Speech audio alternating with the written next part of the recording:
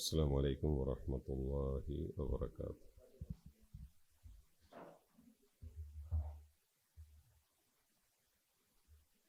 الحمد لله رب العالمين وبه نستعين، والصلاة والسلام على رسوله الأمين وعلى آله وصحبه أجمعين. رب اشرح لي صدري ويسر لي أمري واحلل عقدة من لساني يفقهوا قولي. إن أريد إلا الإصلاح ما استطعت وما توفيقي إلا بالله عليه توكلت وإليه أنيب. يا أيها الذين آمنوا اتقوا الله حق تقاته ولا تموتن إلا وأنتم مسلمون. അല്ലാഹു അവനിഷ്ടപ്പെടുന്ന മുത്തഖീങ്ങളായി ജീവിക്കാൻ നമുക്കെല്ലാവർക്കും മഹാഭാഗ്യം നൽകി അനുഗ്രഹിക്കുമാറാവട്ടെ. ജീവിതത്തിലുടനീളം അല്ലാഹുവെക്കുറിച്ചുള്ള ചിന്ത നിലനിർത്തി ജീവിക്കുക എന്നതാണ് ആഖിറത്തിലെ ഭയാനതകളിൽ നിന്ന് രക്ഷപ്പെടാനുള്ള ഏകമാർഗം. ദിക്റിന്റെ നനവുള്ള നാവുമായി അള്ളാഹുവെ ഓർക്കുന്ന മനസ്സുമായി ജീവിക്കാൻ അള്ളാഹു നമ്മെ അനുഗ്രഹിക്കുമാറാവട്ടെ. യാത്രക്കൊരുങ്ങിയോ എന്ന ഒരു വിഷയത്തെക്കുറിച്ച് അല്പം സംസാരിക്കാനാണ് ഇൻഷാ അല്ലാഹ് ഉദ്ദേശിക്കുന്നത്. പറയുന്ന കാര്യങ്ങൾ കൃത്യതയോടെ ഉൾക്കൊള്ളാനും അത് മുന്നോട്ടുള്ള ജീവിതത്തിന് ഒരു വെളിച്ചമായി മാറാനും അള്ളാഹു അനുഗ്രഹിക്കുമാറാവട്ടെ. കഴിഞ്ഞ ആഴ്ചയിൽ പാനൂരിൽ, കണ്ണൂർ ജില്ലയിലെ പാനൂരിൽ ഒരു 19-കാരി പെൺകുട്ടി, ഫാത്തിമ റന എന്ന ഒരു പെൺകുട്ടി, അവിടുത്തെ ഗ്ലോബൽ ടെക് സെൻറ്റർ എന്ന് പറയുന്ന ഒരു അക്ഷയ സെൻറ്ററിൽ കുഴഞ്ഞു വീണ് മരണപ്പെട്ട വാർത്ത നമ്മളൊക്കെ അറിഞ്ഞതാണ്. അല്ലാഹു ആ കുഞ്ഞിന് അവരുടെ ഖബർ സന്തോഷകരമാക്കി കൊടുക്കുമാറാവട്ടെ. മാതാപിതാക്കൾക്ക് ക്ഷമിക്കാനുള്ള കരുത്തും അല്ലാഹു നൽകി അനുഗ്രഹിക്കുമാറാവട്ടെ. ഇതുപോലെയുള്ള മരണങ്ങൾ, ഒരു മനുഷ്യൻ്റെ മരണം അപ്രതീക്ഷിതമായി എന്ന് പറയാൻ പറ്റില്ലെങ്കിലും അങ്ങനെ സംഭവിക്കുമ്പോൾ അത് നേരിൽ കാണാൻ മറ്റുള്ളവർക്ക് സൗകര്യമുണ്ടാകുന്നു, അത് ഭയപ്പെടുത്തുന്നു എന്നതാണ് പ്രധാനപ്പെട്ട ഒരു കാര്യം. പൊതുവെ പറയാറുണ്ട്, ഏതൊരു മനുഷ്യൻ്റെ മരണവും ജീവിച്ചിരിക്കുന്നവർക്ക് പാഠമാകണമെന്ന്. ഓരോ മരണവും അങ്ങനെയാണ്. നമ്മൾ ഈ കുഞ്ഞിൻ്റെ എന്ന് പറഞ്ഞത് ഇതൊരൊറ്റപ്പെട്ടതല്ല, ഇങ്ങനെയാണ് പലപ്പോഴും മരണങ്ങൾ സംഭവിക്കുന്നത്. വളരെ അടുത്ത് സംഭവിച്ച ഒന്ന് എന്നതുകൊണ്ട് ഇങ്ങനെയുള്ള സംഭവങ്ങൾ നമ്മുടെ നിലപാടുകളെ സ്വാധീനിക്കേണ്ടതുണ്ട് എന്നാണ് ആദ്യമായി പറയാനുള്ളത്. നമ്മുടെ പൊതുബോധത്തെ, നിലപാടുകളെ, ജീവിതത്തോടുള്ള നമ്മുടെ കാഴ്ചപ്പാടിനെ, ആഖിറത്തോടുള്ള നമ്മുടെ അടുപ്പത്തെ, ഇതിനെയൊക്കെ മാറ്റിമറിക്കാൻ ഇത്തരം സംഭവങ്ങൾ നമുക്ക് പ്രചോദനമാകേണ്ടതുണ്ട്. നമ്മൾ പലപ്പോഴും പറയും, ഒന്നുമില്ല, ഒരൊറ്റ കുട്ടിയാണ്, നല്ല ആരോഗ്യമുള്ള കുട്ടിയാണ്, ഒരസുഖവുമില്ല. പെട്ടെന്ന് കാരണം എന്ത് എന്ന് വൈദ്യശാസ്ത്രത്തിന് വ്യക്തമാക്കാൻ കഴിയാത്ത വിധം കുട്ടി മരിച്ചു പോവുക. നമ്മളൊക്കെ അൽഹംദുലില്ലാഹ് ഭദ്രമാണെന്നാണ് നമ്മളൊക്കെ വിചാരിക്കുന്നത്. പ്രശ്നങ്ങളൊന്നുമില്ല, കുറച്ച് ബുദ്ധിമുട്ടൊക്കെ നേരത്തെ ഉണ്ടായിരുന്നു, അതൊക്കെ മാറി, പെൺകുട്ടികളൊക്കെ കല്യാണം കഴിച്ചു, വീടായി, അൽഹംദുലില്ലാഹ് അല്ലേ. ഇപ്പം പ്രശ്നങ്ങളൊന്നുമില്ല എന്ന നിലക്ക് സന്തോഷിച്ച് സമാധാനിച്ച് അങ്ങനെ പോകുമ്പോഴാണ് ഒരു നിമിഷം അല്ലേ എല്ലാം കീഴ്മേൽ മറിയുകയാണ്. ഒരു നിമിഷം കൊണ്ടെല്ലാം മാറി മറിയുകയാണ്. നമുക്കൊക്കെ അറിയാം നമ്മളൊക്കെ മരിക്കുമെന്ന്. ആ കാര്യത്തിലൊരു സംശയമില്ല. നമുക്ക് അല്ലേ അങ്ങനെ ഒരാൾ ബാക്കിയാവുമെങ്കിൽ റസൂലുള്ളാഹി സ്വല്ലല്ലാഹു അലൈഹി വസല്ലം ബാക്കിയാകണമായിരുന്നു. നാം ജനിച്ചതിന് ശേഷം എത്ര ആളുകൾ മരിച്ചുപോയി അല്ലേ? നമ്മുടെ കുടുംബ ബന്ധങ്ങളിൽ തന്നെ എത്ര അല്ലേ ശാഖകൾ ഇല്ലാതെയായിപ്പോയി. ചിലപ്പോൾ ഒരു കുടുംബത്തിൽ ഒരാൾ മാത്രം ഇപ്പം ബാക്കിയുണ്ടാവും. ആൾ കൂടി മരിച്ചാൽ അത് കഴിഞ്ഞു അല്ലേ? എത്ര ആളുകൾ, നേതാക്കന്മാർ, പണ്ഡിതന്മാർ, ഭരണാധികാരികൾ, ലോകത്തെ വിറപ്പിച്ചവർ അല്ലേ? നമ്മളും അതേ പാതയിലാണ് ഉള്ളത്. അതെപ്പോഴാണെന്ന് പക്ഷേ നമുക്ക് ആർക്കും അറിയില്ല. ചിലപ്പോൾ കാരണം ഉണ്ടാവും, ചിലപ്പോൾ കാരണം ഉണ്ടാകും. ദാർശനികനായ ഇമാം ഗസാലി റഹ്മത്തുള്ളാഹി അലൈഹി അദ്ദേഹം പറഞ്ഞിട്ടുണ്ട്, നിങ്ങൾ ജീവിക്കുമ്പോൾ അടുത്ത നിമിഷം ശ്വാസം നിലക്കുമെന്ന വിചാരത്തിൽ ജീവിക്കണം. എങ്ങനെ? അടുത്ത നിമിഷം ശ്വാസം നിലച്ചേക്കുമെന്ന വിചാരത്തിൽ നിങ്ങൾ ജീവിക്കണം. എങ്ങനെ? ആ സമയത്തിൻ്റെ സന്തതിയായി എന്ന് അദ്ദേഹം പറയുകയുണ്ട്.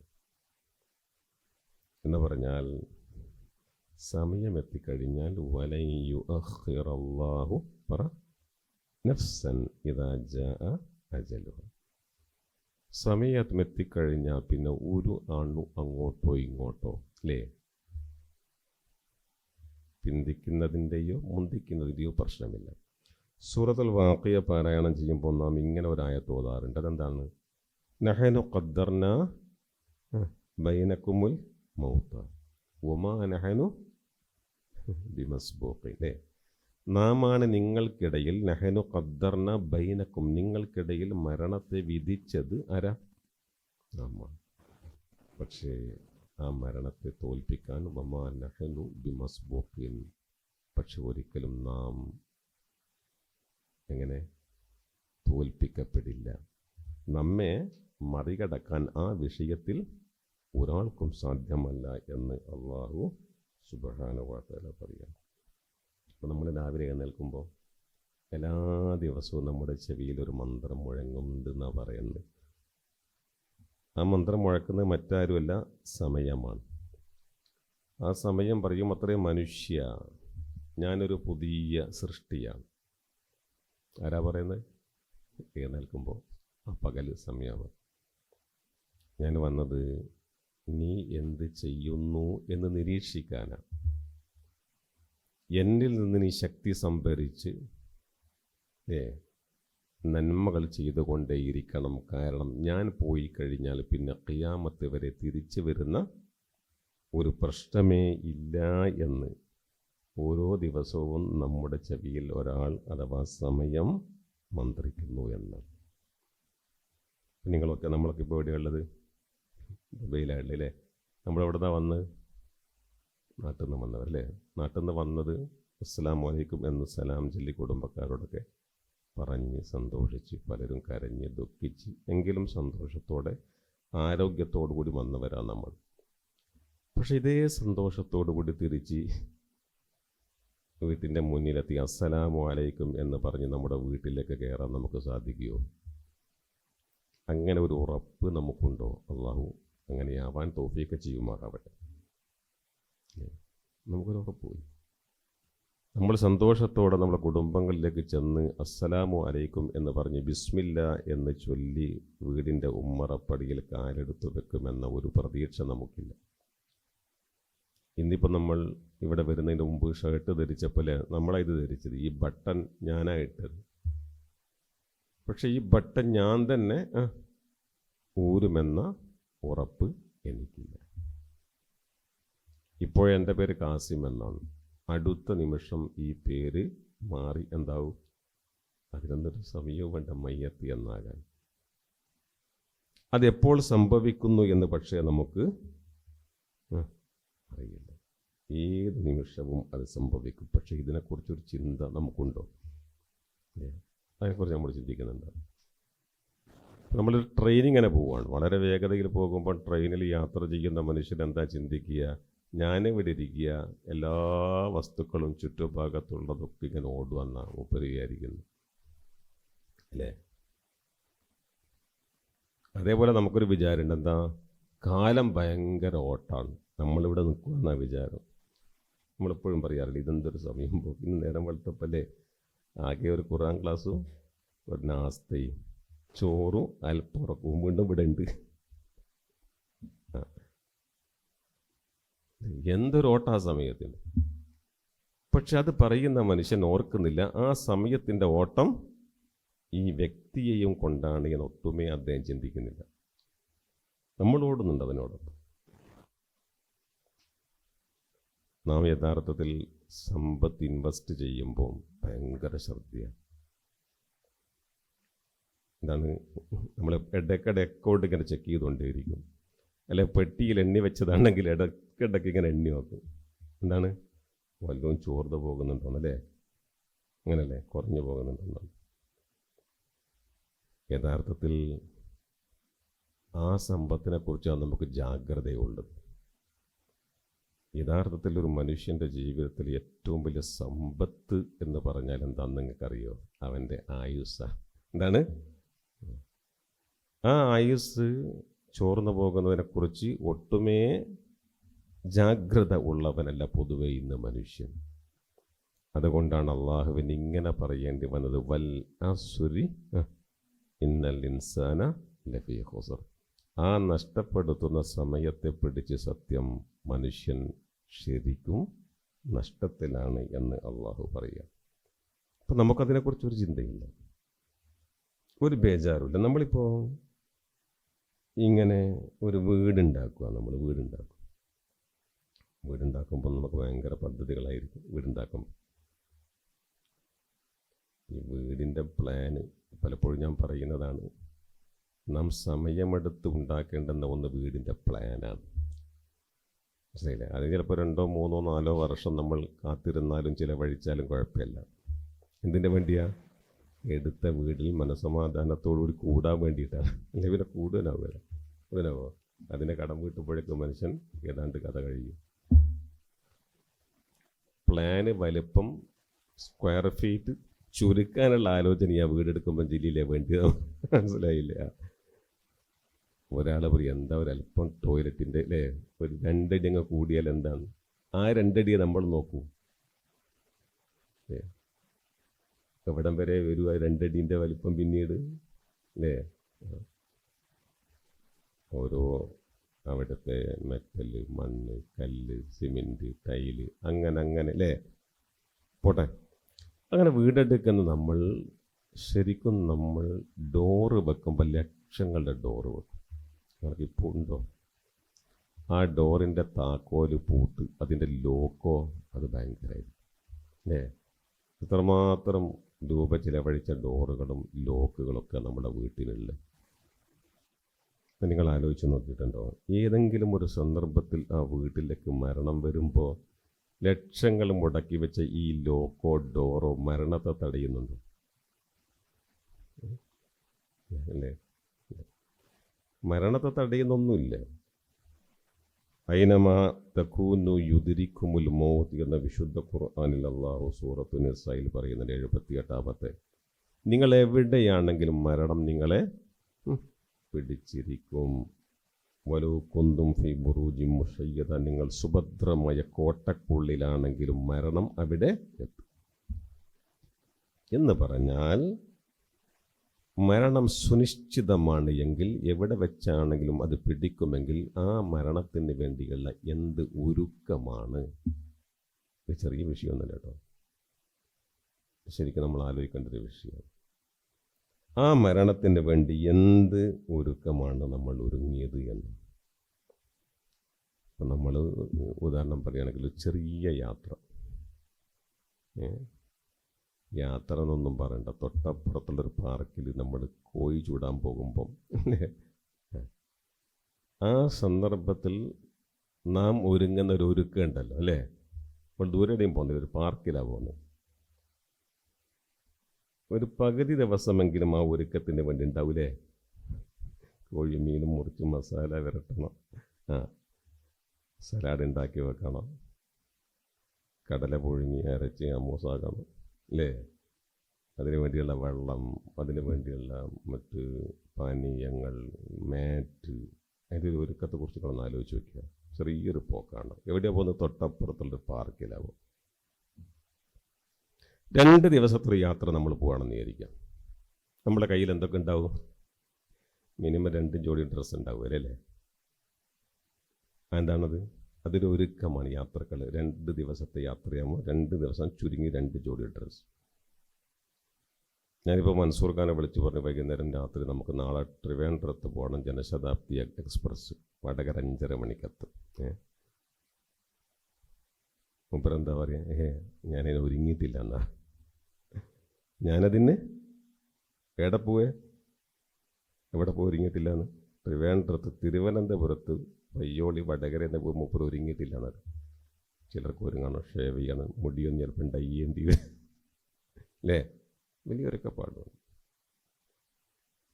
ഇങ്ങനെ ഒരുക്കത്തെക്കുറിച്ച് ചിന്തിക്കുക. അതെല്ലാം പോട്ടെ, നമ്മൾ ഗൾഫുകാർ നമ്മളെക്കുറിച്ച് പറയുമ്പോൾ നമ്മുടെ നാട്ടുപോക്കിൻ്റെ ഒരുക്കം മിനിമം എത്ര മാസം മുമ്പെത്താം? എല്ലാ കൊല്ലം പോകുന്ന പോലെ ആയിക്കോട്ടെ, എന്നാലും ഒരുക്കം ഒന്ന് പറ.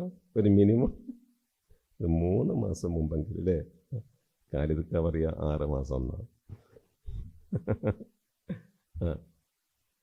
നമ്മളതിൻ്റെ ഒരുക്കത്തിനാണ്.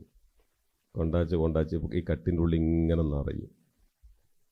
അവസാനം 30 കിലോനാണല്ലോ അലൗഡ്. ലാസ്റ്റ് തൂക്കുമ്പോൾ 47 അല്ലേ? ആ സന്ദർഭത്തിൽ നമ്മൾ അറിയുന്നില്ല, നമ്മുടെ സൂട്ട് കേസ് മണിക്കൂറുകൾ എടുത്തിട്ടാണ് നമ്മൾ പാക്ക് ചെയ്യുന്നത്. പക്ഷെ കഫം പുട കൊണ്ട് നമ്മെ പാക്ക് ചെയ്യാൻ വെറും 5 മിനിറ്റ് വേണ്ടൂ എന്ന കാര്യം അപ്പോഴും നമ്മൾ എന്ത് ചെയ്യുന്നില്ല, ചിന്തിക്കുന്നില്ല അല്ലേ? നമ്മെ പാക്ക് ചെയ്യാൻ എത്ര മിനിറ്റേ വേണ്ടൂ അല്ലേ? കുളിപ്പിച്ച് നേരെ കൊണ്ടുപോകും. ഇങ്ങനെ ഇതിലിങ്ങനെ കഫം പുടയിൽ ഇങ്ങനെ വെക്കും. അടിയിൽ നിന്ന് ഇങ്ങോട്ടെടുത്ത്, മേലെ നിന്ന് ഇങ്ങോട്ടെടുത്ത്, മറ്റുമെടുത്ത് ഇങ്ങോട്ടെടുത്ത്, 2 ഭാഗവും കെട്ടിക്കഴിയും, നടുവിലൊരു കെട്ടും കെട്ടിക്കഴിയും അല്ലേ? ഇദ്ദേഹം കൃത്യം 1 മാസത്തേക്ക് നാട്ടിൽ പോവാണ്. ആ നാട്ടുപോക്കിൻ്റെ പെട്ടിയാണ് ചിലപ്പോൾ 2-3 മണിക്കൂർ എടുത്ത് പാക്ക് ചെയ്ത് കൃത്യമായിട്ട് അതിങ്ങനെ സൈസാക്കി കൊണ്ടുവരുന്നത്, കോമ്പാക്ട് സൈസിൽ. ആ പെട്ടി കെട്ടുന്ന മനുഷ്യൻ ചിന്തിക്കുന്നില്ല 5 മിനിറ്റ് എന്നെ പാക്ക് ചെയ്യാൻ വേണ്ടൂ എന്നത് അല്ലേ? അത്രയും അശ്രദ്ധനാണ് മനുഷ്യൻ എന്ന കാര്യങ്ങൾ നമ്മൾ മറന്നു പോകരുത്. അപ്പോൾ ഓരോ ദുഃഖവും നമ്മൾ നടത്താത്ത ഒരു യാത്ര ഏത് യാത്രയാണ്? അതാണെങ്കിൽ ഉറപ്പുള്ള യാത്രയാണ്. ഈ പെട്ടി കെട്ടിപ്പോന്ന യാത്ര ഉണ്ടല്ലോ, അത് പലപ്പോഴും മുടങ്ങാൻ സാധ്യതയുണ്ട്. എയർപോർട്ടിലെത്തുമ്പോൾ പറയും ഫ്ലൈറ്റ് ക്യാൻസലാണ്, സാധ്യതയുണ്ട്. ചിലപ്പോൾ ലേറ്റാന്ന് പറയും. ചിലപ്പോൾ 1 ദിവസം 2 ദിവസമൊക്കെ എയർപോർട്ടുകൾ കുടുങ്ങിക്കിടക്കുന്ന മനുഷ്യന്മാരുണ്ട്. പക്ഷെ സുനിശ്ചിതമായി സംഭവിക്കുമെന്നുറപ്പുള്ള ഒരു യാത്രയെക്കുറിച്ച് ചിന്തിക്കാനും അതിനു വേണ്ടി ഒരുങ്ങുവാനും എത്ര ആളുകൾ മുന്നോട്ട് വരുന്നു എന്ന. എന്തുകൊണ്ടാണെന്ന് നിങ്ങളുടെ പല മനുഷ്യന്മാരുണ്ടല്ലോ ജീവിതത്തിൽ ഒരുപാട് സമ്പത്ത് അവർക്കുണ്ട്, സമ്പത്തുണ്ട്, നല്ല ആരോഗ്യമുണ്ട്. പക്ഷെ സമ്പത്തിൻ്റെ മടിത്തട്ടിൽ ജീവിക്കുന്ന ഈ മനുഷ്യന്മാരും പലപ്പോഴും മരിക്കുന്നത് പരമദരിദ്രരായിട്ടാണ്. എങ്ങനെ? എന്താ ദരിദ്രം? സമ്പത്തില്ലാത്തതുകൊണ്ടല്ല. പരലോകത്തേക്കുള്ള പോക്കിൽ അവരുടെ കയ്യിൽ ഒന്നുമില്ല എന്നായി പറഞ്ഞത്. അന്നി മാലിയ എന്ന് പറഞ്ഞതുപോലെ സമ്പത്ത് കൊണ്ട് ഒരു പ്രയോജനമില്ലാതെ മരിച്ചു പോകുന്ന എത്രയോ മനുഷ്യന്മാർ. അതുകൊണ്ട് ഇതൊക്കെ അള്ളാഹു വളരെ ഈ കാര്യങ്ങളെക്കുറിച്ച് നമ്മെ ചിന്തിപ്പിക്കുന്ന മനോഹരമായി പറഞ്ഞു വെച്ചിട്ടുള്ള ചില ആയത്തുകൾ വിശുദ്ധ ഖുർആനിലുണ്ട്. അതിൽപ്പെട്ട ഒരായത്താണ്, നോക്കൂ, വബ്തഗി ഫീമാ ആതാകല്ലാഹു അദ്ദാറൽ ആഖിറ. നിങ്ങൾ ഒരുപാട് കാര്യങ്ങൾ ഇവിടെ അന്വേഷിക്കുന്നുണ്ട്. എനിക്ക് അവിടെ എത്തണം, ഇവിടെ എത്തണം, ഇങ്ങനെ ചെയ്യണം, അങ്ങനെ ചെയ്യണം, വീട് ഇങ്ങനെയാവണം, റോഡ് ഇങ്ങനെയാവണം അല്ലേ? പല കാര്യങ്ങൾ, എന്തെല്ലാം പദ്ധതികളാണ് നമുക്ക്. ജോലി സമയത്തും ഉറക്കുന്നതും ഭക്ഷണം കഴിക്കും, എപ്പോഴും നമസ്കാരത്തിലാണ് കൂടുതൽ നമ്മളിങ്ങനെ ആസൂത്രണം ചെയ്യുന്നത്. ഇവിടെ എത്തിപ്പെടേണ്ടുന്ന ഇടങ്ങളെക്കുറിച്ചാണ് നമ്മുടെ ചിന്ത മുഴുവൻ. പക്ഷെ അള്ളാഹ് പറഞ്ഞു വെക്കുന്ന ഈ വാക്ക് നിങ്ങൾ അടിവരയിട്ട് നോക്കിയാൽ വബ്തഗി, നിങ്ങൾ തേടണേ എന്നാണ്. നിങ്ങൾ അന്വേഷിക്കൂ. എന്താ നിങ്ങൾ തേടേണ്ടത്? ഫീമാ ആത്താക്കല്ലാഹു, അള്ളാഹു സുബ്ഹാനഹു വതആല നിങ്ങൾക്ക് തന്നതിലൂടെ നിങ്ങൾ തേടേണ്ടുന്ന കാര്യം എന്താണ്? അദ്ദാറൽ ആഖിറ, എന്താണ്? പരലോകമാണ്, പരലോകത്തെ വിജയമാണ്. ഇങ്ങനെ പറയുമ്പോൾ നിങ്ങൾ ചിന്തിക്കേണ്ട ഈ ലോകത്തെ അവഗണിക്കണം എന്നാണ് ഈ പറയുന്നത്. അല്ല, ഉടനെ തന്നെ അള്ളാഹു ആ കാര്യം എടുത്ത് പറയുന്നുണ്ട്. എന്താണ്? വലാ തൻസ നസീബക മിനദ്ദുനിയ, ഇവിടുത്തെ കാര്യം മറക്കണം എന്നല്ല അഫ്സലായി പറയുന്നത്. ഇവിടുത്തെ നിന്റെ വിഹിതത്തിന് വേണ്ടി നീ അധ്വാനിച്ചു, പരമാവധി അധ്വാനിച്ചു. പക്ഷേ നിന്റെ തേട്ടം, നിന്റെ ലക്ഷ്യം, നിന്റെ പ്രാർത്ഥന, നിന്റെ കർമ്മം, നിന്റെ അധ്വാനം എന്തിനു വേണ്ടിയാവണം? അദ്ദാറിൽ. ഇതാണ് ഏറ്റവും പ്രധാനപ്പെട്ട ഒരു കാര്യം. നമ്മളിങ്ങനെ ഈ കാര്യത്തെക്കുറിച്ച് പറയുമ്പോൾ അള്ളാഹു പറയുന്ന ഒരു കാര്യമുണ്ട്. സത്യവിശ്വാസികളെ എന്ന് വിളിക്കുന്നു ആദ്യം, എന്നിട്ട് നിങ്ങൾ അള്ളാഹുവെ സൂക്ഷിക്കണേ എന്ന് പറയും. എന്നിട്ട് അള്ളാഹ് പറയുന്നൊരു വാക്കാണ് ഫൽ തൻദുർ നഫ്സുൻ മാ ഖദ്ദമത് ലിഗദിൻ, നാളേക്ക് വേണ്ടി താൻ എന്ത് ഒരുക്കി വെച്ചു എന്ന് അവൻ നോക്കട്ടെ എന്ന്. ഇതാരോട് ചോദിക്കേണ്ട ചോദ്യം? നമ്മൾ ഭയങ്കര ചോദ്യം ചോദിക്കുന്ന ആൾക്കാരാണ്. നമ്മുടെ ചോദ്യം എപ്പോഴും ആരോടാ? ഞാൻ ഒരിക്കലും എന്നോട് ചോദ്യം ചോദിക്കുക. എൻ്റെ ചോദ്യം എപ്പോഴും മറ്റുള്ളവരോടേക്ക്. നിങ്ങൾ പള്ളിയിൽ വരാത്ത, എന്താ ഖുറാൻ ക്ലാസ്സിന് വരാത്ത, അല്ലേ? നിങ്ങളെന്താ പിന്നെ അങ്ങനെ സംസാരിക്കുന്നു? നിങ്ങളെന്താ ഓനെ വഞ്ചിച്ചത്? മറ്റുള്ളവരോടാ ചോദ്യം എപ്പോൾ, അല്ലേ? അള്ളാഹ് പറയുന്നത് ചോദ്യങ്ങൾ ആരോട് ചോദിക്കണം? നീ നിന്നോട് ചോദിക്കണം, ഞാൻ എന്നോട് ചോദിക്കണം, അല്ലേ? അങ്ങനെ ചോദിക്കുമ്പോൾ ഉത്തരം പലപ്പോഴും എന്താണ്? നെഗറ്റീവായിരിക്കും. ഒന്നും ഉണ്ടാവുകയില്ല, ഒന്നും ഒരുക്കിയിട്ടില്ല. ബേജാറല്ല, നമുക്ക് ഒന്നും ഉണ്ടാവുകയില്ല. പല ആളുകളും പറയും നന്നാവണം എന്ന് പറയും. നന്നാവണം, കുറച്ചൊക്കെ നന്നാവണം, ഇങ്ങനൊന്നും പോയാൽ പോരാ. നമുക്കെല്ലാം ചിന്തയില്ലേ? ചിന്തയല്ലേ? ഇപ്പോൾ ഇവിടെ വരുമ്പോൾ ചിന്തയുണ്ട്. നമ്മൾ വലിയ തെറ്റൊന്നും ചെയ്തുകൊണ്ടല്ല കേട്ടോ. എന്നാലും മാറണം, അല്ലേ? ഒന്ന് നന്നാവണം, ചിലതൊക്കെ ഒരുങ്ങണം, ചിലതൊക്കെ ചിന്തിക്കണം. മരിക്കേണ്ടതല്ലേ?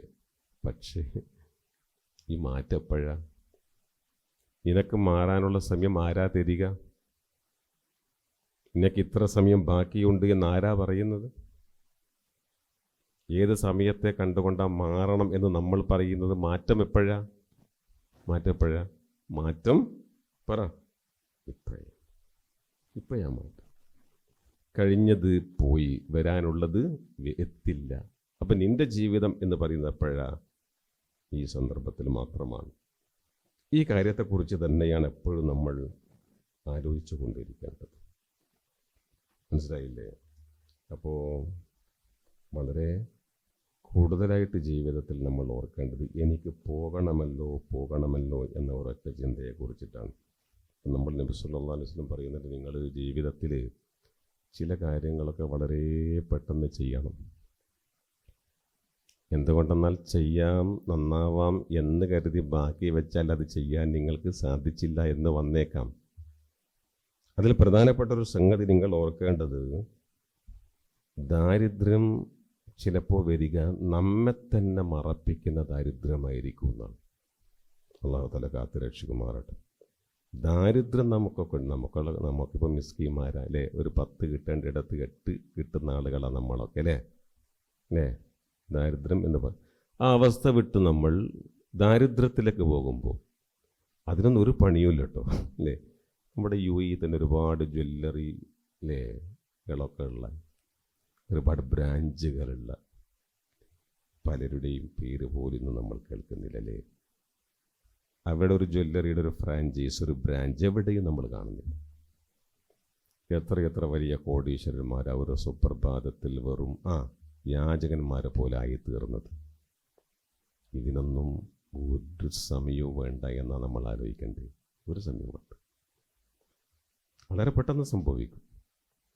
ഇങ്ങനെ ദാരിദ്ര്യം ചിലപ്പോൾ നമ്മെ തന്നെ, നമ്മൾ പലതും മറക്കും.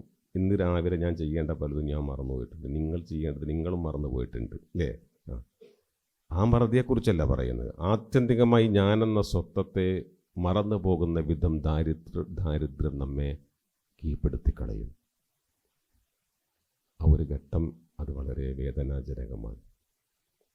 അവനെക്കുറിച്ച് ചിന്തയില്ലാത്ത, അവൻ്റെ അഭിമാനം തന്നെ ഇല്ലാതെയായി പോകുന്ന, ആരുടെ മുമ്പിലും ചോദിക്കാവുന്ന അവസ്ഥയിലെത്തിപ്പോൾ നമ്മളെപ്പോഴും അള്ളാഹുവോട് പ്രാർത്ഥിക്കേണ്ട ഒരു കാര്യം, മറ്റുള്ളവൻ്റെ മുമ്പിൽ കൈനീട്ടേണ്ടി വരുന്ന ഒരു അവസ്ഥ അല്ലേ?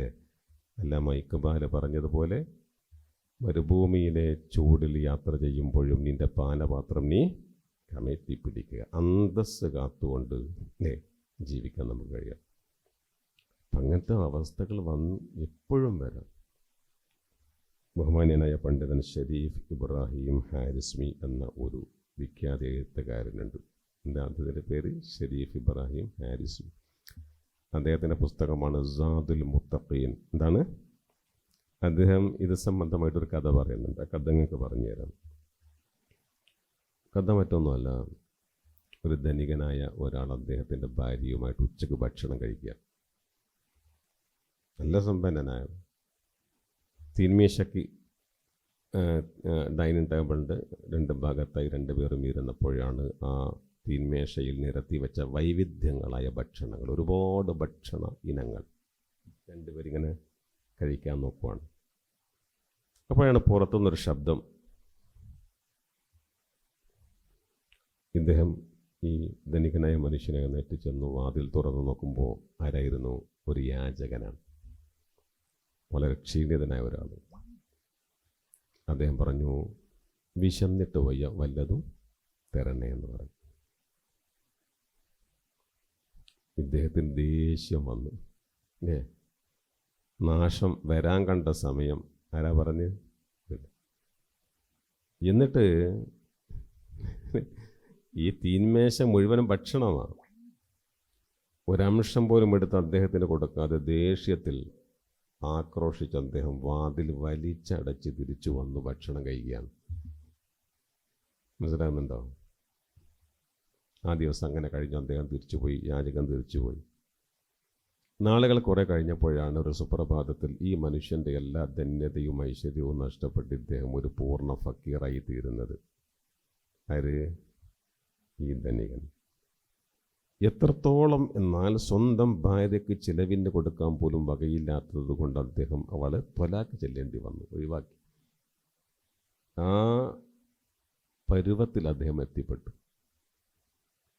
പക്ഷേ ഭാഗ്യത്തിന് അവളെ മറ്റൊരു ധനികൻ കല്യാണം കഴിച്ചു. മറന്നുകൂടതേ കഥ. ആ ഭർത്താവിൻ്റെ കൂടെ അവൾ സന്തോഷമായിട്ട് ഇങ്ങനെ ജീവിക്കുകയാണ്.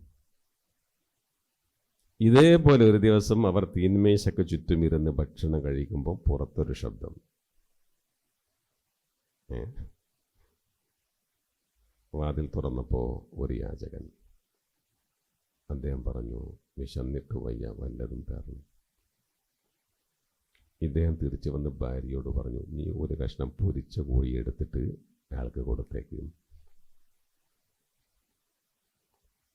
അവൾ ഒരു കഷ്ണം പൊരിച്ച കോഴിയെടുത്ത് അദ്ദേഹത്തിൻ്റെ കയ്യിൽ, ആ മെലിഞ്ഞ് ശുഷ്കിച്ച കയ്യിൽ വെച്ച് കൊടുക്കുമ്പോൾ വെറുതെ ഒന്ന് മുഖത്തേക്ക് നോക്കി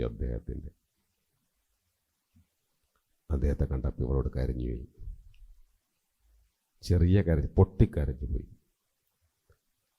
ആ യാചകൻ ആ ഇറച്ചി കഷ്ണം വാങ്ങി തിരിച്ചു പോയി. ഇവൾ കരഞ്ഞുകൊണ്ട് ഈ തീന്മേശയിലേക്ക് തിരിച്ചു വന്നു. ഭർത്താവ് ചോദിച്ചു, എന്ത് പറ്റി?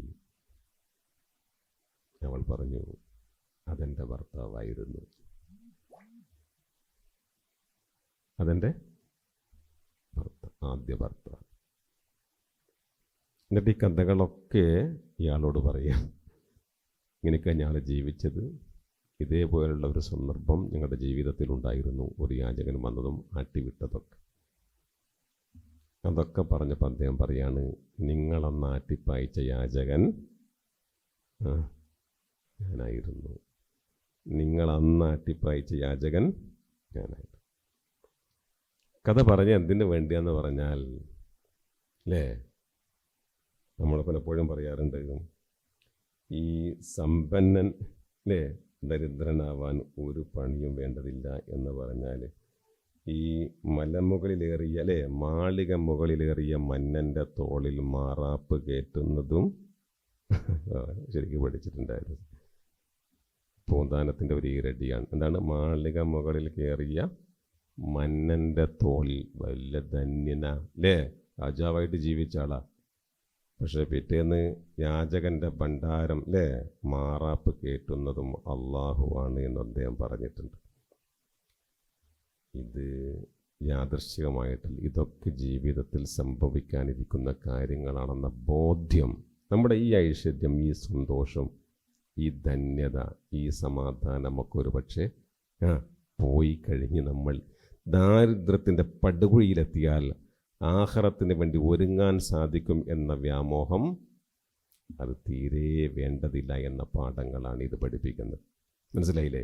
നമ്മൾ ഏറ്റവും സന്തോഷകരമായ ജീവിതം നയിക്കുന്ന ഈ സന്ദർഭത്തിലാണ് നമ്മളോട് പ്രത്യേകമായി പറഞ്ഞത്, നിങ്ങൾ പ്രാർത്ഥിക്കുമ്പോൾ നിങ്ങൾ സന്തോഷാവസ്ഥയിൽ പ്രാർത്ഥിക്കണമെന്ന്. നമ്മൾ പലപ്പോഴും പ്രാർത്ഥിക്കപ്പോഴാണ് നമ്മൾ ഒരു വിഷമം വരണം അല്ലേ.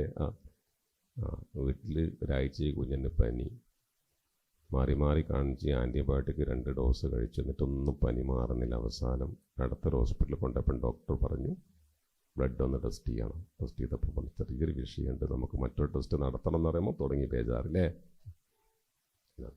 നല്ല നല്ല ചെറുപ്പക്കാർ, നല്ല സുമകൻ, ആരോഗ്യ ദൃഢഗാത്രകൻ അല്ലേ, എല്ലാവർക്കും ഉപകാരപ്പെട്ടവൻ. പക്ഷെ പെട്ടെന്നൊരു ദിവസം ബ്ലഡ് പരിശോധിക്കുമ്പോഴാണ് ബ്ലഡ് ക്യാൻസർ ആണെന്ന് മനസ്സിലായിരുന്നു. കഴിഞ്ഞല്ലോ, കഥ കഴിഞ്ഞല്ലേ. വീട്ടിൽ ഒരാളുടെ കിഡ്നി ഫെയിലായ കഴിഞ്ഞു ആ വീട്ടിൻ്റെ എല്ലാ സന്തോഷം. ഉപ്പക്കോ ഉമ്മക്കോ മകനോ മകൾക്കോ അല്ലേ, സഹോദരനോ സഹോദരിക്കോ ക്യാൻസർ, ലുക്കേമിയ അല്ലെ ബ്ലഡ് ക്യാൻസർ എന്ന ബയോസ്ഫിയർ ടെസ്റ്റിലൂടെ അല്ലേ ഒരു ഒരു ഒരു ഒരു വിവരം വന്നാൽ ആ വീട്ടിലെ പുഞ്ചിരി ആടത്തീരും. പിന്നെ അടിച്ചിരിക്കുകയല്ല. അള്ളാഹു കാത്ത് രക്ഷിക്കുമാറാവട്ടെ. അതുവരെ നമ്മളെ സന്തോഷങ്ങൾ എങ്ങനെ ചിരിക്കാൻ പറ്റും? അതിന് മുമ്പ് പക്ഷേ നമ്മളൊക്കെ മരിക്കും. പക്ഷേ ആ കുഞ്ഞ് അല്ലെങ്കിൽ ആ വ്യക്തി മരണത്തിലേക്ക് അടുക്കുന്നു എന്ന ബോധം ആ വീട് മുഴുവൻ അറിഞ്ഞിരിക്കും. അറിയില്ലേ? പിന്നെ ആ വീട്ടിലൊരു സന്തോഷം ഉണ്ടാവുക. ഇതുപോലെ ആ ദാരിദ്ര്യം നമ്മെ കീഴ്പ്പെടുത്തുന്നൊരു ഘട്ടം വന്നു കഴിഞ്ഞാൽ പിന്നെ രക്ഷപ്പെടില്ല. അതുകൊണ്ട് അതിന് മുമ്പ് നിങ്ങൾ എന്ത് ചെയ്യണം? ആഖിറത്തിന് വേണ്ടി ഒരുങ്ങണം. രണ്ടാമത്തെ കാര്യം എന്താണ്? സ്വയം മറപ്പിക്കുന്ന ധന്യത നിങ്ങൾക്ക് വരിക എന്നത് അപകടകരമാണ്. വല്ലാണ്ട് സമ്പന്നരായിരിക്കും അല്ലേ, ഒന്നും ഉണ്ടാവില്ല, നാട്ടിൽ നിന്ന് വരുമ്പോൾ ഒന്നും ഉണ്ടാവില്ല. ഇവിടെ ഒരു 5% ഒരു കഫ്തീരയൊക്കെ ഷെയർ എടുത്ത്, പിന്നെ മറ്റൊരു കഫ്തീരയ്ക്ക് ഒരു 10% ഷെയർ എടുത്ത്, അവസാനം സ്വന്തമായിട്ടൊരു കഫ്തീര സ്വന്തമാക്കി, പിന്നെ ഒരു ഗ്രോസറി തരപ്പെടുത്തി അല്ലേ, ഒരു സൂപ്പർ മാർക്കറ്റിൽ അവസാനം 40% ഷെയർ എടുത്ത്, അങ്ങനെ കഷ്ടപ്പെട്ട് ഉറങ്ങാതെ ഭക്ഷണം കഴിക്കാതെ അധ്വാനിച്ചുണ്ടാക്കിയ മനുഷ്യനാണ് നാട്ടിൽ കല്യാണ ആർഭാടം നടത്തുന്നത് അല്ലേ. ബോട്ട് അങ്ങനെ തന്നെ കൊണ്ടുവന്നിട്ട് പന്തല് ബോട്ടും അതിൻ്റെ അകത്ത് മീനും, വേണ്ടവർക്ക് വേണ്ട മീൻ തിരഞ്ഞെടുത്തിട്ട് അവിടുത്തെ തന്നെ ചുട്ടിട്ടോ ഫ്രൈ ആക്കിയിട്ടോ കൊടുക്കുക അല്ലേ. എന്താ പരിപാടികളാണ് അതൊക്കെ മറന്നു. അള്ളാഹു കൊടുത്തു നോക്കാം. അതുകൊണ്ടല്ലേ നമ്മളെപ്പോഴും അള്ളാഹോട് പ്രാർത്ഥിക്കുന്നില്ല, പഠിച്ചോ ഇങ്ങനെ പ്രാർത്ഥിക്കുന്നത് സാമ്പത്തിക അവസ്ഥ ഒന്ന് ഉഷാറാക്കി തരണമെന്നുണ്ടോ? അത് പ്രാർത്ഥിക്കാത്ത നല്ല അള്ളാഹിൻ്റെ റസൂലിൻ്റെ പ്രാർത്ഥന അള്ളാഹു മഹീനി മിസ്കീനൻ, എന്താണ്? വമിത്സ്നി മിസ്കീനൻ വഷുർനി, എന്താണ്? സുംറത്തൽ മസാക്ക്. ഈ മിസ്കീനായി ജീവിക്കലാണ് നല്ലത്. മനസ്സിലായില്ലേ? കാരണം അല്ലാതെ വരുമ്പോൾ പരലോകത്തുനിന്ന് ഒരുപാട് കണക്ക് പറയേണ്ടി വരും. എന്നുമല്ല, സ്വന്തം മറന്നു, അവനവർ തന്നെ മറന്നു. അതുകൊണ്ടാണ് ചിലപ്പം തരാത്തത്. താജുദ്ദീൻ്റെ വിഷയത്തിൽ അള്ള കൊടുക്കുന്നില്ല എന്ന് പറഞ്ഞാൽ താജുദ്ദീന് കൊടുത്താൽ പിന്നെ അവനെ പിടിച്ചാൽ കിട്ടുകയില്ല. ഇപ്പോൾ എനിക്ക് ഏതാണ്ട് കൃത്യമായിട്ട് പള്ളിയിലും വരുന്നുണ്ട്, ക്ലാസ്സിനും വരുന്നുണ്ട്, ഖുർആൻ ക്ലാസ്സിനുണ്ട്, വൈകുന്നേരത്തെ സ്പീച്ചിനും ഉണ്ട് ഇല്ലേ. കാരണം അത്രയേ ഉള്ളൂ. ഇവിടുന്ന് വാങ്ങി അവിടെ കൊടുക്കുന്നൊരു വരുമാനവും ഒരു ഇതവനിക്കുള്ളൂ, മൂപ്പർക്കുള്ളൂ. ഇതങ്ങ് കൂടിപ്പോൾ പിന്നെ ക്ലാസ്സിലെ ഏതെങ്കിലും സൂപ്പർ മാർക്കറ്റ് മുതലാളിമാർ ക്ലാസ്സിന് വന്നിരിക്കുന്നുണ്ടോ? ഇതിനൊക്കെ നമ്മളെ അല്ലേ ഒരു പറഞ്ഞിട്ട് കാര്യമല്ല. ഇതൊക്കെ പഠിക്കുന്നുണ്ടാവും, ഓൺലൈനിൽ കേൾക്കുന്നുണ്ടാവും, പരിഭാഷ വായിക്കുന്നുണ്ടാവും, പ്രസംഗം കേൾക്കുന്നുണ്ടാവും. നേരം കിട്ടുകയില്ല, പറഞ്ഞിട്ട് കാര്യമല്ല. അതുകൊണ്ട് ഇബ്രാഹിം മനസ്സിലാക്കേണ്ട എന്താ? ചോദിച്ച് അള്ള തരുന്നില്ലെങ്കിൽ തന്നിട്ട് ബടക്കായി പോണ്ടെന്ന് കരുതിയിട്ടാണ് തരാത്തത് എന്ന ബോധ്യമാണ് നമുക്കെപ്പോഴും ഉണ്ടാകുക. മൂന്നാമത്തെ കാര്യം, ഈ മറളൻ മുഫ്സിദൻ എന്ന് പറയുന്ന ആകെ തകർത്തെറിയുന്ന രോഗങ്ങൾ, അത് നമ്മൾ നേരത്തെ പറഞ്ഞതാണ്, വിശദീകരിക്കേണ്ടിയില്ലേ. അള്ളാഹു കാത്തുരക്ഷിക്കട്ടെ. എപ്പോഴും നമ്മൾ പ്രാർത്ഥിക്കണം, എന്ത്, ക്യാൻസർ പോലെയുള്ള മഹാരോഗം, സ്ട്രോക്ക് വന്നു കഴിഞ്ഞല്ലേ, സ്ട്രോക്ക് വന്ന് അല്ലെങ്കിൽ ഈ കിഡ്നി ഫെയിലായി കഴിഞ്ഞു, ഒരു തിരിച്ച് വരവ് സാധ്യമല്ല. ഒരു ഡയാലിസിസ് തുടങ്ങിക്കഴിഞ്ഞാൽ പിന്നെ കഴിഞ്ഞില്ലേ, പിന്നെ അദ്ദേഹത്തിൻ്റെ കൈയൊക്കെ നോക്കി നമുക്കറിയാം, ഒന്നിക്കേ ഇവിടെ തുളച്ചല്ലേ കഴിഞ്ഞു. ഒരു ഡയാലിസിസ് ചെയ്ത് കഴിഞ്ഞാൽ പിന്നെ അന്നത്തെ ക്ഷീണം അത്രയാണ്. നിങ്ങൾ പോയാൽ സംസാരിക്കാൻ അദ്ദേഹത്തിന് കഴിയില്ല. നല്ല ചെറുപ്പക്കാരനായിരിക്കും, ലിവറിൻ്റെ കംപ്ലൈൻറ്റ് വന്നു, അള്ളാഹു തആല കാത്തു രക്ഷിക്കുമാറാവട്ടെ. അപ്പം നമ്മൾ അത്തരം രോഗം വരാതിരിക്കാൻ എപ്പോഴാണ് പ്രാർത്ഥിക്കേണ്ടത്? നമ്മളിപ്പം വളരെ ഹെൽത്തിയാണ്, വളരെ ആരോഗ്യാവസ്ഥയിലാണ്, നമ്മൾ ഇപ്പം പ്രാർത്ഥിക്കണം, അത് വന്നിട്ടല്ല. നിങ്ങളുടെ പ്രാർത്ഥന എപ്പോഴും നിങ്ങൾ സന്തോഷത്തിലാകുമ്പോഴാണ്, ധന്യതയിലാകുമ്പോഴാണ്, ക്ഷേമത്തിലാകുമ്പോഴാണ്. അല്ലാതെ എല്ലാം വന്നിട്ട് പ്രാർത്ഥിക്കാനിരിക്കുകയല്ല വേണ്ടത്. മനസ്സിലായില്ലേ? നാലാമത്തെ കാര്യം, ഈ പിച്ചും പേയും പറയുന്നൊരവസ്ഥ വരിക എന്ന് പറഞ്ഞാൽ അല്ലേ, ചെന്തമംഗലൂർ ചെന്തമംഗലൂരല്ലേനോ, ചേകന്നൂർ,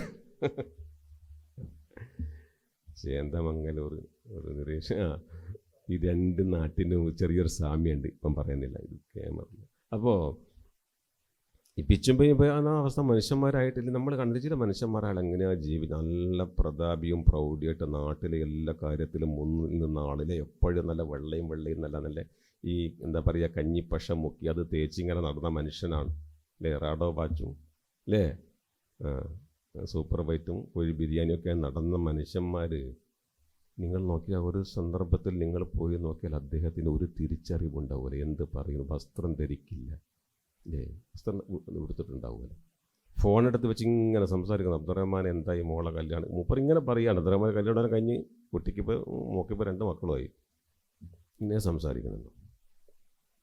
അള്ളാഹു തആല കാത്ത് രക്ഷിക്കുമാറാവട്ടെ. മനസ്സിലായി? ഒരവസ്ഥ, നമ്മുടെ ആ അവസ്ഥയുണ്ടല്ലോ, ബോധാവസ്ഥ പോയിട്ട് നമ്മൾ എത്തിപ്പെടുന്ന അവസ്ഥയുണ്ട് അങ്ങേയറ്റത്ത്.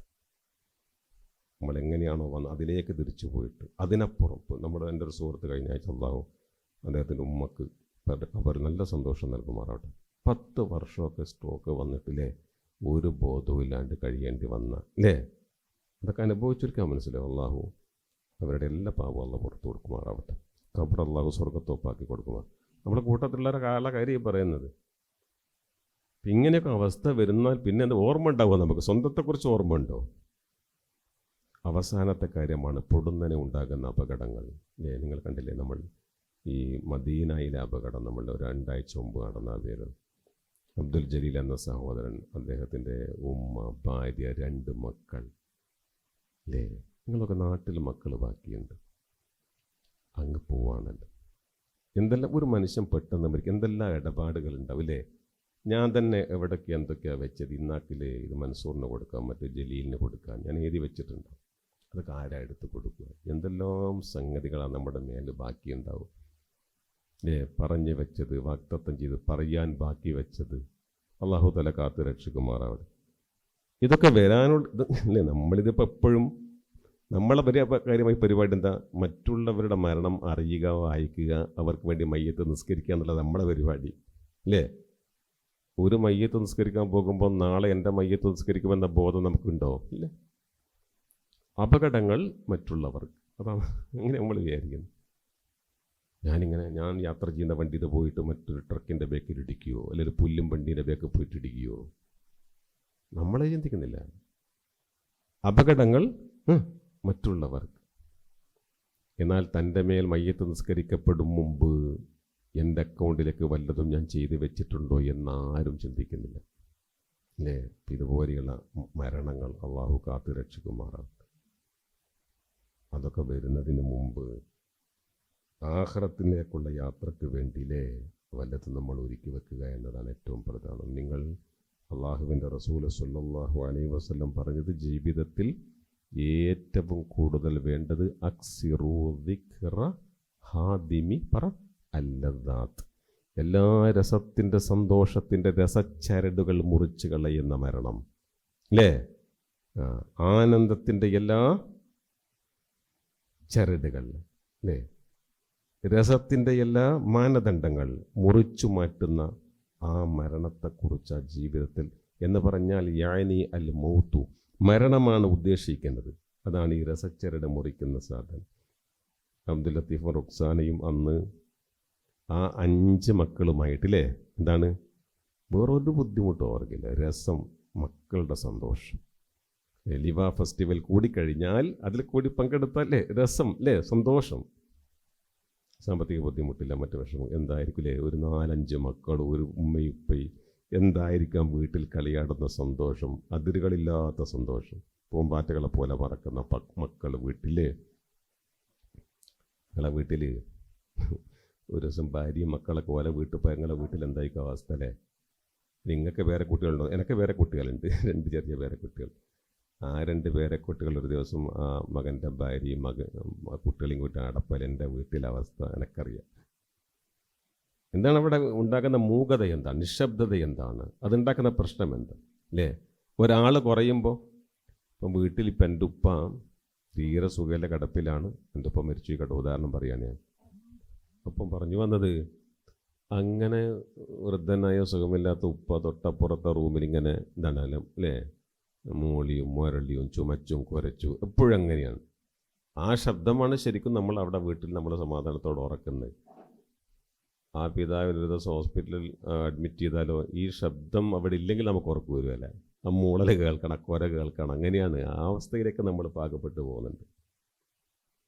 ഞാൻ പറഞ്ഞു വരുന്നത്, നിങ്ങൾ ആലോചിച്ച് നോക്കിയാൽ അബ്ദുൽ ലത്തീഫിൻ്റെ റുക്സാനിൻ്റെ വീട്ടിലെ ഇപ്പം കുറച്ചുകൂടി ദിവസങ്ങൾ ഏറെക്കുറെ അത് കഴിഞ്ഞിട്ടുണ്ടാവും. ആൾക്കാർ നാനാ ഭാഗത്തുനിന്ന് പൗരപ്രമുഖന്മാർ, അറബികൾ, സുഹൃത്തുക്കൾ, കച്ചവടക്കാർ, വ്യാപാരികളിലെ അങ്ങനെ വന്നിട്ട്, അല്ലേ, അദ്ദേഹം 4 മക്കളൊക്കെ അവരെടുക്കുന്ന സമയത്ത് ഒരു വീൽ ചെയറിൽ അവിടെ വന്നിരിക്കുന്നില്ലേ, അതൊക്കെ, അല്ലേ, 4 മയ്യത്തുകളെ ഒരു ഉമ്മ കാണുക, സുഖമില്ലാത്ത ഉമ്മ. അതിലുള്ള അവസ്ഥകളൊന്നും ആലോചിക്കുക, എന്ത് വലിയ പരീക്ഷണമാണ്. അല്ലാഹു തആല അവർക്ക് സഹിക്കാനുള്ള കരുത്ത് കൊടുക്കട്ടെ. അപ്പം അങ്ങനെ ആ മക്കളുടെ സന്തോഷങ്ങൾക്ക് വേണ്ടി എന്തെല്ലാം പ്ലാനുകൾ, പദ്ധതികൾ. ഈ മോനെ ഇവിടെ ചേർക്കണം, ഓൻ അവിടെ ചേർക്കണം, ഓനെ ഹാഫിളാക്കണം, മറ്റൊരു ഡോക്ടറാക്കണം, ഇവൻ എൻജിനീയറാക്കണം, ഇങ്ങനൊക്കെ മനസ്സിലുണ്ടാവും, കൂട്ടി വെച്ചിട്ടുണ്ടാവും.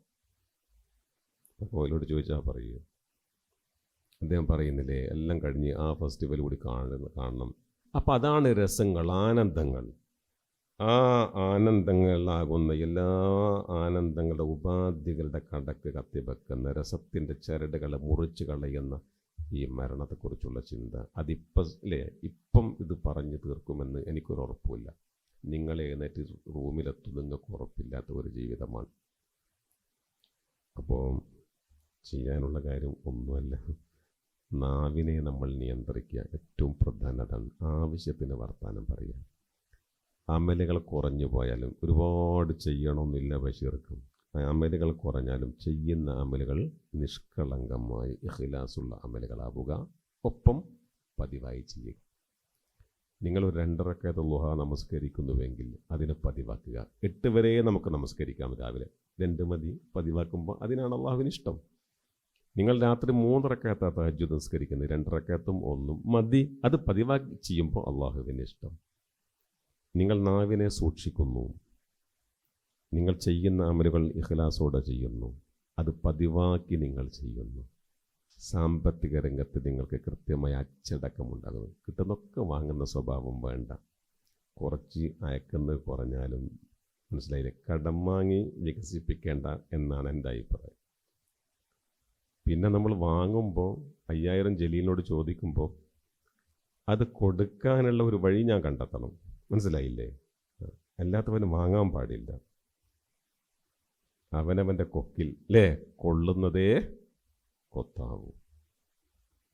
ഈ ഒരു കാര്യം നമ്മുടെ ശ്രദ്ധയിലുണ്ടെങ്കിൽ സാമ്പത്തിക രംഗം ഒന്ന്, നാവ് സൂക്ഷിക്കുക, പിന്നെയോ ഉള്ള അമലുകൾ ആത്മാർത്ഥമായി ചെയ്യാം. അൽഹംദുലില്ലാഹ്, അള്ളാഹു രക്ഷപ്പെടുത്തി, യാതൊരു സംശയമില്ല.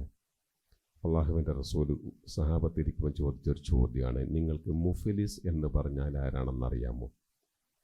പാപ്പരായിപ്പോയവർക്ക് ആ മുഫ്ലിസ് എന്ന് പറയും. നമ്മൾ ബാങ്ക്രപ്റ്റ് എന്ന് പറയും, എല്ലാം തകർന്നു പോയ മനുഷ്യൻ. അവർ പറഞ്ഞു, നാണയവും ദിർഹവും ഇല്ലാത്തവനാണ് മുഫ്ലിസ് നബിയെ, ഒന്നും ഇല്ലാത്തവൻ പാവാൻ അല്ല. എൻ്റെ ഉമ്മത്തിലെ മുഫ്ലിസ് എന്ന് പറഞ്ഞാൽ അവൻ നിസ്കരിച്ചിട്ടുണ്ട്, നോമ്പ് നോറ്റിട്ടുണ്ട്, സക്കാത്ത് കൊടുത്തിട്ടുണ്ട്, എന്നിട്ട് അവൻ വരുന്നു പരലോകത്തേക്ക്. പക്ഷെ അതൊക്കെ ചെയ്യുന്നതോടൊപ്പം തന്നെ അവൻ നാവ് കൊണ്ട് മറ്റുള്ളവരെ അപവാദം പറഞ്ഞു, കുറ്റം പറഞ്ഞു, മറ്റുള്ളവരുടെ രക്തം ചിന്തുന്നതിൽ ഇവൻ പങ്കെടുത്തു, ജനങ്ങളെ അവൻ മർദ്ദിച്ചു. മനസ്സിലായില്ലേ? അന്യായമായിട്ട് അവൻ വഞ്ചിച്ചെടുത്തു. ഇതൊക്കെ അവൻ്റെ ജീവിതത്തിൽ ഉണ്ടായിരുന്നു. എന്തൊക്കെയാണ്? ഗീബത്ത് പറഞ്ഞു, മനസ്സിലായില്ലേ? ഉപദ്രവിച്ചു. അടിക്കന്നെ വേണ്ട, ഉപദ്രവം പല വിധത്തിലുണ്ട്. മനസ്സിലായില്ലേ? വഞ്ചന ചെയ്തു. ഇതൊക്കെ കൂടിയാണ് വന്നത്. എന്നാൽ അവൻ്റെ വഞ്ചനക്കും അക്രമത്തിനും വിധേയന ഇരയുണ്ടല്ലോ, ആ ഇരയുടെ അവകാശമെന്ന നിലക്ക് ഇവൻ ചെയ്ത കർമ്മങ്ങളൊക്കെ അവിടെ ഇവൻ ചെയ്ത നന്മകളുണ്ടല്ലോ. ഏത് നന്മകൾ? നേരത്തെ പറഞ്ഞ നിസ്കാരം, നോമ്പും സക്കാത്തൊക്കെ എന്ത് ചെയ്യണോ? ചെയ്ത നന്മകൾ അവർക്ക് വെച്ചു കൊടുക്കണം. എന്നിട്ടും ഇരകളുടെ അവകാശം തീരുന്നില്ല എങ്കിൽ, ഇവൻ പറഞ്ഞത് തീർന്നിട്ടില്ല എങ്കിൽ, അവരുടെ തിന്മകൾ ഇവനിലേക്ക് വെച്ച് കെട്ടി ഇവനെ നരകത്തിലേക്ക് വലിച്ചെറിയപ്പെടുന്നു എന്ന് റസൂലുള്ളാഹി. അവനാണ് യഥാർത്ഥത്തിലുള്ള മുഫ്ലിസ്, പാപ്പരായ മനുഷ്യൻ. ഒന്നും ഉണ്ടാവും. ആമിലത്തുനാസിബ, കറക്റ്റ്. അപ്പം നമ്മൾ ശ്രദ്ധിക്കേണ്ടത് ഈ വിധത്തിൽ പെട്ടുപോകരുത്. നാവൊന്ന് സൂക്ഷിക്കുക, കർമ്മങ്ങൾ നന്നാക്കുക, ചെയ്യുന്ന കർമ്മങ്ങൾ ഇഖ്ലാസുള്ളതാവുക, സാമ്പത്തികമായിട്ടുള്ള അച്ചടങ്ങൾ, എക്കണോമിക്കൽ ഡിസിപ്ലിൻ വെരി ഇമ്പോർട്ടൻ്റ്.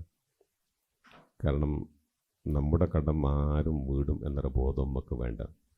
നിങ്ങൾ പെട്ടിയിൽ ബാങ്കിൽ വലിയ ഇൻവെസ്റ്റ്മെൻറ്റായി സൂക്ഷിച്ചാലും അതൊന്നും നിങ്ങളുടെ കടം ആയി വീടാൻ നിങ്ങളുടെ മക്കളോ ബന്ധുക്കളോ ഉപയോഗിക്കുകയില്ല. അതൊക്കെ അവരടിച്ചുകൊണ്ട് പോകും.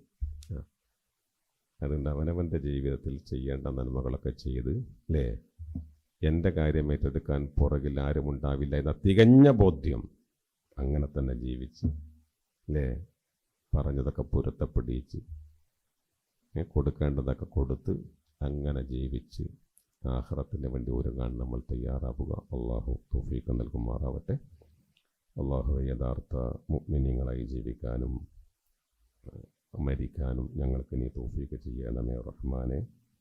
ഈ റസൂലുള്ളാഹിന്റെ സദസ്സിൽ ഒരാൾ ചോദിച്ചൊരു ചോദ്യമാണ്, ഞാൻ വായിക്കുന്നില്ല. അള്ളാഹുവിൻ്റെ ദൂതർ, ഏറ്റവും ബുദ്ധിമാനും ഏറ്റവും ദീർഘവീക്ഷണമുള്ള ആളും ആരാണെന്ന് ചോദിച്ചപ്പോൾ നബി പറഞ്ഞ മറുപടിയാണ്, മരണത്തെക്കുറിച്ച് ചിന്തിക്കുന്നവനും അതിന് വേണ്ടി ഒരുങ്ങുന്നവനുമാണ് ആര്? ബുദ്ധിമാനും ദീർഘവീക്ഷണമുള്ളവരും. അവർ പോവുക ബിശറഫി ദുന്യാ വകറാമത്തിൽ ആഖിറ, ദുനിയാവിൻ്റെ ആദരവും പരലോകത്തിൻ്റെ മാന്യതയുമായിട്ട് അവർ പോയി കഴിഞ്ഞു എന്ന് റസൂലുള്ളാഹി. അങ്ങനെ പോകുന്നവരിൽ നമ്മൾ പെടണം. അള്ളാഹു അനുഗ്രഹിക്കുമാറാവട്ടെ. അള്ളാഹുവേ, നീ ഞങ്ങളെ സ്വീകരിക്കണമേ റഹ്മാനെ. ഞങ്ങൾക്ക് നീ മാപ്പ് നൽകണമേ അള്ളാഹ്. ക്യാൻസർ പോലെയുള്ള ഗുരുതര രോഗങ്ങളിൽ നിന്ന്, മോശം രോഗങ്ങളിൽ നിന്ന് ഞങ്ങളെ നീ കാക്കണമേ റഹ്മാനെ. അള്ളാഹുവേ, വലിയ വലിയ പരീക്ഷണങ്ങൾ, ദുരന്തങ്ങൾ ഞങ്ങൾക്ക് നീ നൽകല്ലേ റഹ്മാനെ. താങ്ങാവുന്നതിനപ്പുറത്തുള്ള ഒന്നും നൽകി ഞങ്ങളെ നീ പരീക്ഷിക്കല്ലേ റഹ്മാനെ.